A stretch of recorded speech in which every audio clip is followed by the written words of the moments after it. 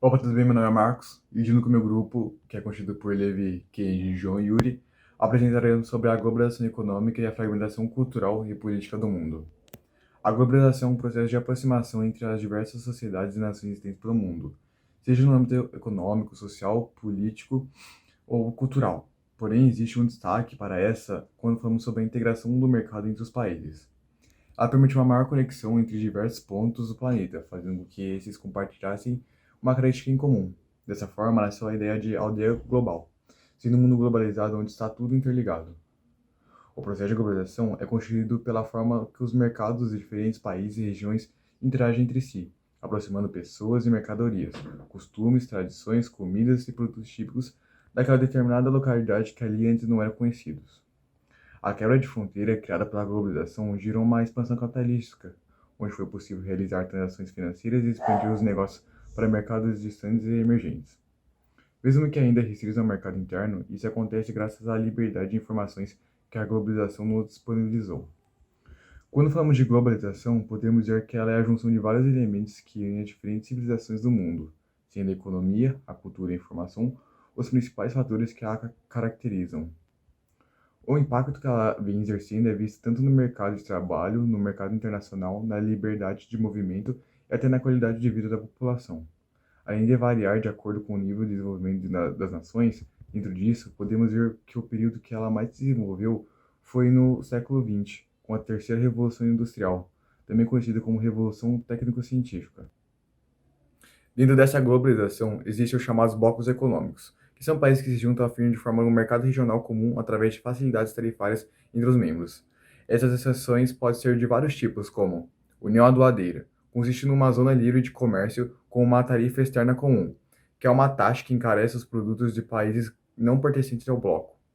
Zona Livre de Comércio, consiste em uma facilitação comercial eliminando tarifas e barreiras alfandegárias, a fim de garantir o desenvolvimento econômico e comercial. O mercado comum é um bloco econômico com elevados padrões de integração, no qual há livre comércio, circulação de pessoas, informações, capitais e bens. Nesses blocos, as fronteiras físicas praticamente não existem.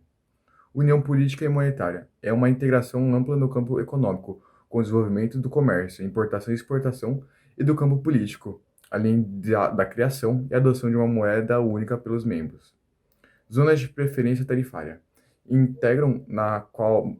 integração na qual se há zonas de preferência tarifária, integração na qual se há adotada vantagens tarifárias a apenas alguns produtos, os tornando mais baratos para países não participantes do bloco.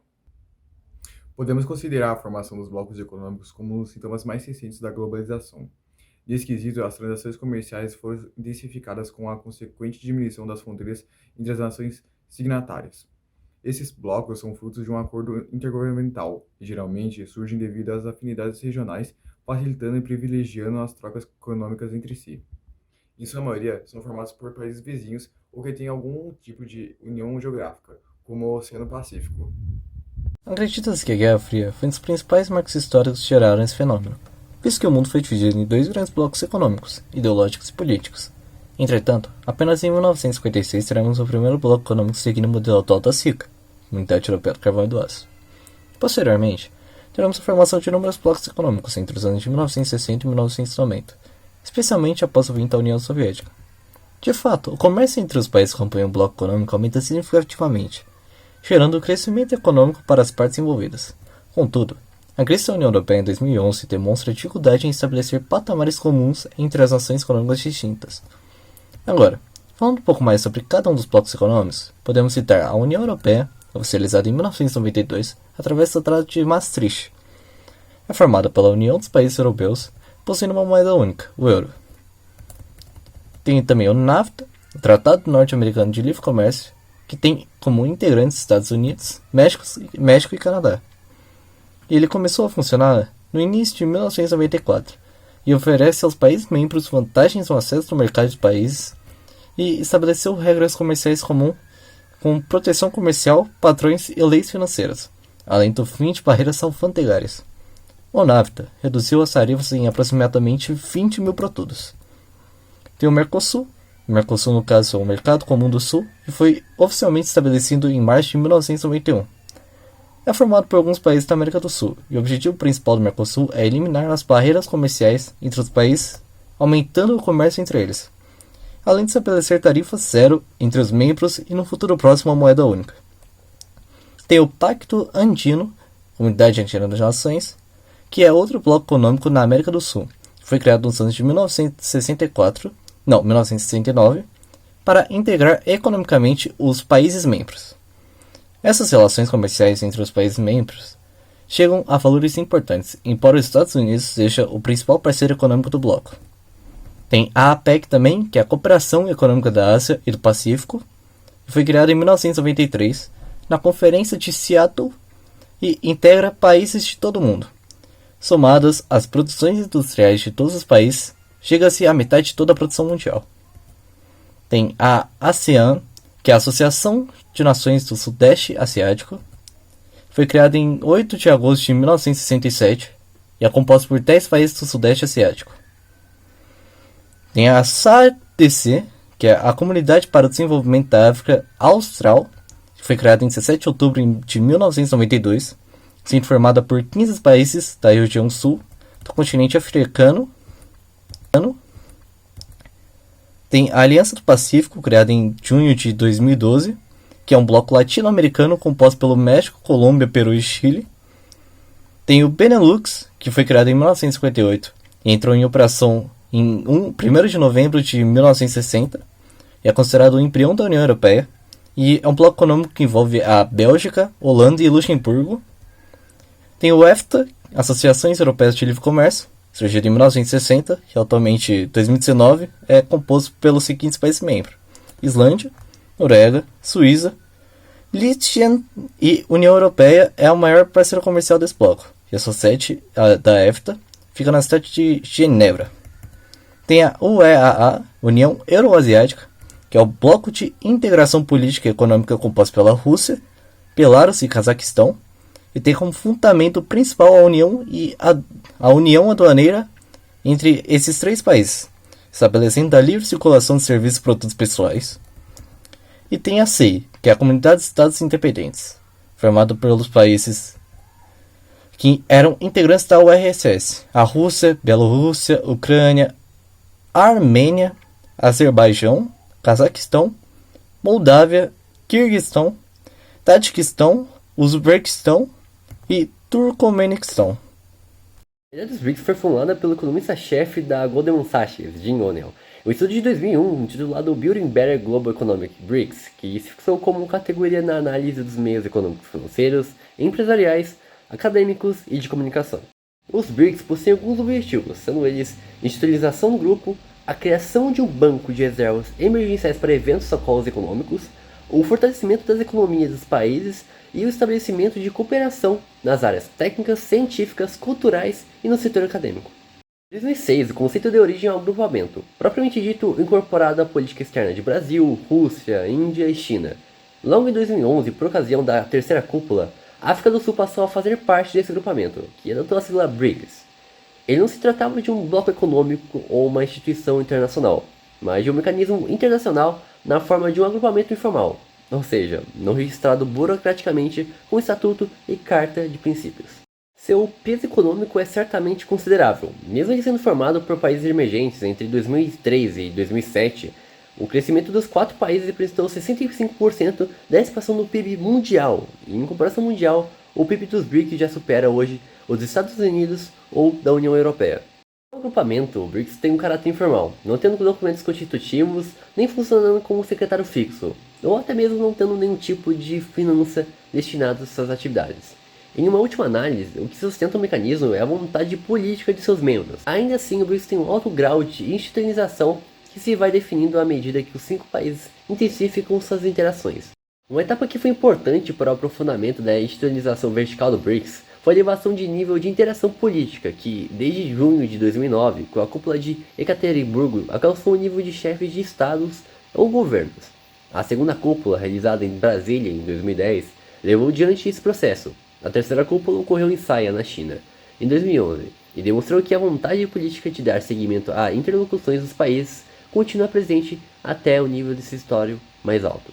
Ademais, aplicou a voz dos 5 países sobre temas da agenda global, em particular os econômicos financeiros, e deu impulso político para a identificação e desenvolvimento de projetos conjuntos específicos, em setores estratégicos como a agrícola, de energia e o científico-tecnológico. Além da institucionalização vertical, o BRICS também se abriu para uma institucionalização horizontal, ao incluir em seu escopo diversas frentes de atuação, sendo a mais envolvida a econômica financeira. Ministros encarregados da área de finanças e presidentes dos bancos centrais têm se reunido com frequência. Os altos funcionários responsáveis por temas de segurança do BRICS já se reuniram 2 vezes. Os temas de segurança alimentar, agricultura e energia também foram tratados no âmbito do agrupamento, em nível ministral. As Cortes Supremas assinaram documentos de cooperação e, com base nele, foi realizado no Brasil curso para magistrado dos BRICS. Já se realizaram, ademais, eventos buscando a aproximação entre acadêmicos, empresários e representantes de corporativas. Foram ainda assinados acordos entre os bancos de desenvolvimento.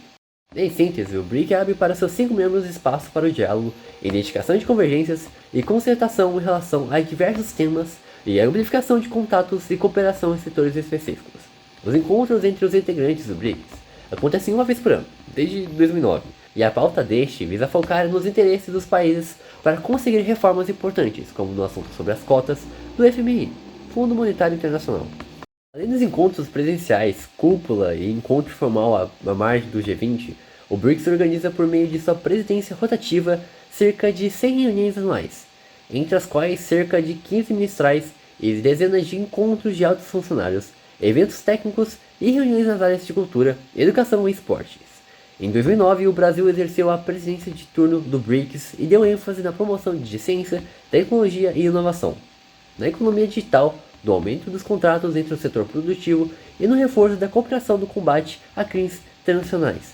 Além disso, estavam programados dezenas de eventos acadêmicos, esportivos, culturais e artísticos ao longo de todo o ano. Bom, agora falando sobre algumas curiosidades sobre o BRICS, atualmente ele é detentor de mais de 21% do PIB mundial, formando o grupo de países que mais cresce no planeta, além de representar 42% da população mundial e 45% da sua força de trabalho ser o maior poder de consumo do mundo. Ele se destaca também pela abundância de suas riquezas nacionais e as condições favoráveis que atualmente apresentam para explorá-las. Uma das características que podemos observar é que os países formadores do BRICS são marcados por países emergentes, suscetíveis a crises econômicas com falhas garantias sociais para as populações. Vejamos alguns dados do BRICS agora. Bom, no quesito de IDH, o Brasil está na posição 79, a Rússia na posição 49, a Índia na posição 131, a China na posição 90, a África do Sul 119.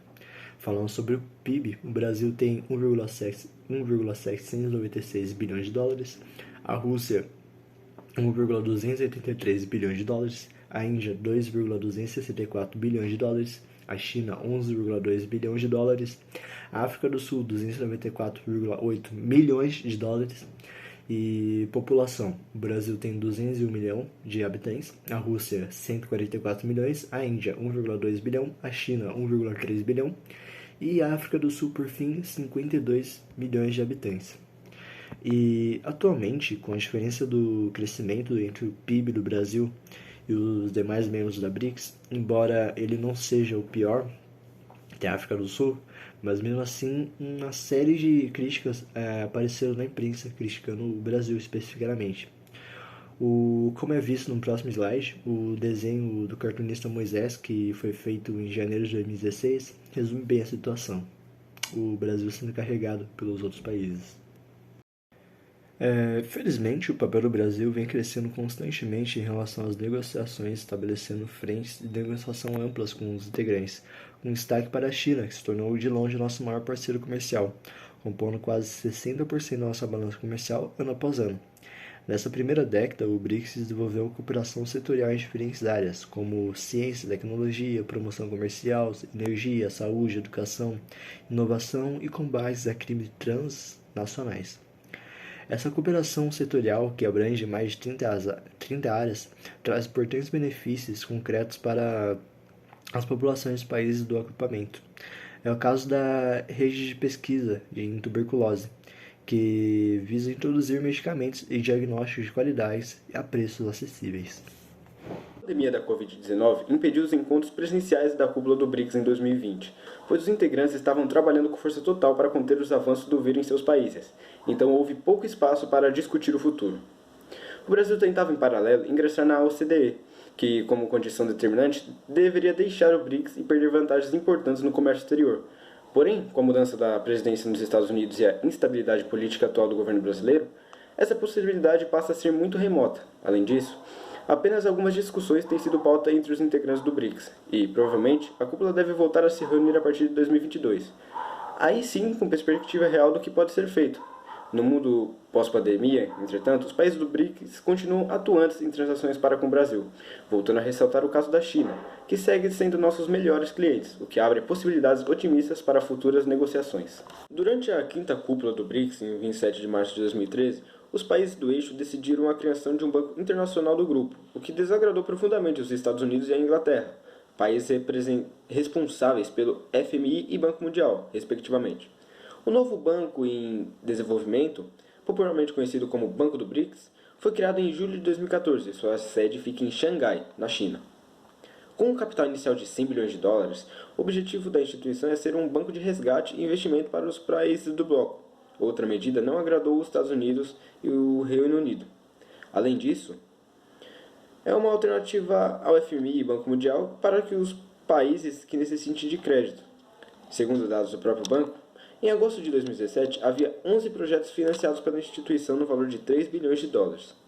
Com essas decisões, é possível perceber a importância econômica e política desse grupo, assim como também é possível vislumbrar a emergência de uma rivalidade entre BRICS, os Estados Unidos e a União Europeia.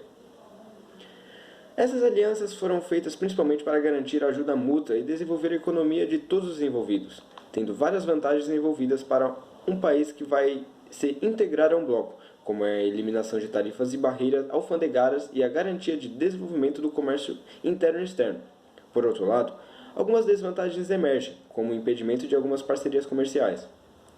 As principais vantagens de integrar um bloco econômico giram em torno do desenvolvimento econômico dos países, destacando-se o menor custo dos produtos, eliminação de tarifas de exportação e importação e o aumento gradativo do Produto Interno Bruto, o PIB.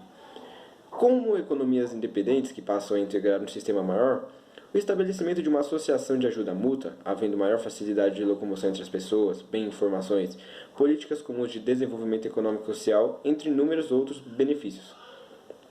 Todos esses fatores promovem nos membros maior ou menor impacto, depende do que se analisa no aspecto econômico do país.